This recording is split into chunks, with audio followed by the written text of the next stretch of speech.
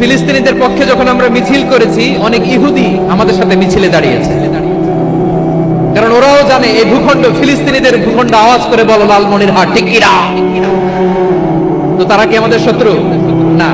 অনেক খ্রিস্টান আমাদের সাথে আমাদের স্বার্থ রক্ষায় আমাদের পাশে দাঁড়িয়েছে। খেয়াল রাখবেন, হিন্দু আর হিন্দুত্ববাদ এক নয়, ইহুদি ধর্ম আর জায়নিজম এক নয়।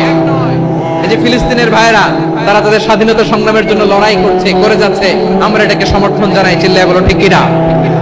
কাশ্মীরের ভাইরা স্বাধীনতার জন্য সংগ্রাম করছে, আমরা সেই সংগ্রামকে সমর্থন জানাই। যারাই আমাদের ইসলামকে নিশ্চিহ্ন করতে চায়, তাদের বিরুদ্ধে আমাদের সংগ্রাম। ওই সমস্ত দুর্বৃত্তদের সাথে আমাদের কোনো সম্পর্ক নাই।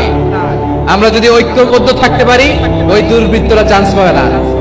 আবু তালেব নবীর চাচা, মুশরিক, মারা গিয়েছে মুশরিক অবস্থায়, কিন্তু আজীবন আমার নবীকে আগলে রেখেছে, আমার নবীকে সাপোর্ট করেছে, ভালোবেসেছে। আবু জাহেল মুশরিক, মারা গিয়েছে মুশরিক হিসেবে, আজীবন আমার নবীর বিরুদ্ধাচারণ করেছে।